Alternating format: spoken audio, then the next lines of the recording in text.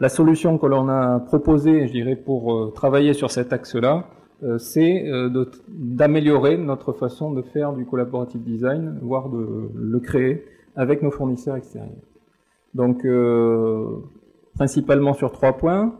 Impliquer nos fournisseurs le plus tôt possible dans le processus de développement des produits. Donner accès aux fournisseurs à nos connaissances et à nos méthodes de travail et à nos façons de faire internes. Et puis impliquer donc partager en fait les tâches avec le fournisseur de manière intégrée dans les projets. Le périmètre en fait d'action du collaborative design et supplier est principalement orienté sur les premières phases d'un projet. Si on implique en fait les fournisseurs très tard dans le développement, on perd tout le bénéfice en fait et de leur rapport de connaissances, et en gros on travaille plus vraiment en collaboration, on est plutôt dans le schéma classique du donneur d'ordre qui demande à exécuter quelque chose. Si j'ai bien compris, dans votre espace collaboratif Tango, vous allez co-concevoir vos produits et vos services avec vos partenaires sous-traitants. Donc, sans aller jusqu'à ce que nous disait la personne de Montabert, intégrer des CAO de collection, mais on se heurte vite à des problèmes d'hétérogénéité de systèmes d'information.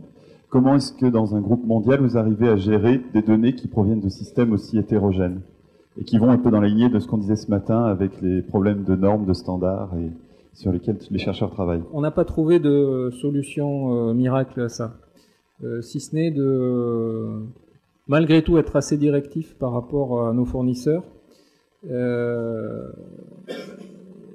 et effectivement de définir aussi quel niveau d'implication on veut avoir avec notre fournisseur. Il est clair que si l'on veut faire réellement du co-développement et partager de l'information avec beaucoup de richesse ensemble, aujourd'hui il n'y a pas de miracle. Si on n'a pas les mêmes systèmes, ça ne fonctionne pas. Je ne vais pas vous vendre de salade. J'avais fait une présentation une fois, il y en a peut-être certains d'entre vous qui étaient, en prenant l'image de la banane. Un modèle CAO, c'est comme une banane. C'est un fruit avec 9 vitamines à l'intérieur. Le problème, c'est que dès qu'on commence à vouloir échanger avec quelqu'un d'autre, si on lui échange que la peau de la banane, il n'y a plus les vitamines à l'intérieur. D'accord ? Donc l'idée, c'est ça, hein, c'est d'échanger avec les mêmes outils, si l'on veut réellement faire, je dirais, de la collaboration très proche. Ça n'empêche que on travaille également avec des fournisseurs qui ne sont pas forcément équipés des mêmes outils que nous, mais à ce moment-là, le niveau, je dirais, d'intégration et de collaboration, il est un petit peu moindre. Mais encore une fois, ça fait partie des critères justement qui sont évalués au départ en fonction de ce que l'on souhaite faire avec notre fournisseur, quelle est sa technologie que l'on souhaite intégrer, à quel moment on souhaite l'intégrer dans le projet. Si on doit l'intégrer le plus tôt possible, il est clair que, et surtout si on veut récupérer en fait à la fin du projet ces éléments-là pour les intégrer dans notre système, si on n'a pas les mêmes systèmes, ça ne fonctionne pas. Donc là, on a une approche assez directive par rapport à ça. À la fois directive, mais on travaille également donc en partenariat avec notre fournisseur donc de tous ces briques logicielles pour essayer de trouver des conditions aussi intéressantes pour l'équipement de nos fournisseurs principaux. Je suppose que le sous-traitant de rang 1 qui a subi ce diktat va le répercuter sur son rang 2 et ainsi de suite dans toute la chaîne de valeur. Moi, je suis une petite PME aujourd'hui, je suis sous-traitant de plusieurs secteurs d'activité. Qu'est-ce que je fais? J'ai 50 personnes, pas forcément les mêmes moyens financiers que Schneider. Il faut que j'intègre 8 CAO différentes pour les 8 secteurs pour lesquels je travaille. Comment je fais? Encore une fois, il y a malheureusement pas de solution miracle.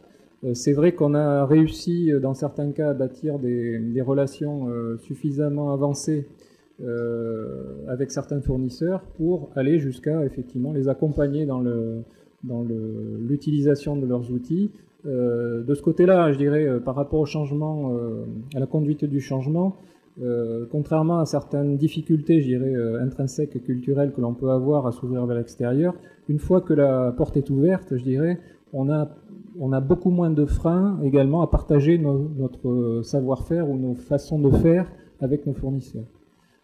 Donc on a été jusqu'à former certains fournisseurs, soit en interne, soit aller chez eux, pour les accompagner dans la démarche. c'est le mieux que l'on puisse faire. Hein. On peut difficilement aller beaucoup plus loin. Après, le danger, c'est de tomber dans l'excès inverse, c'est de dire, bon, ben, puisque vous n'avez pas vous chez vous, vous venez chez nous et on vous intègre. C'est le risque, je dirais, dans lequel on peut tomber par facilité également. Hein. Donc là, volontairement aussi, hein, la démarche au niveau de Tango, elle est volontariste de ce côté-là.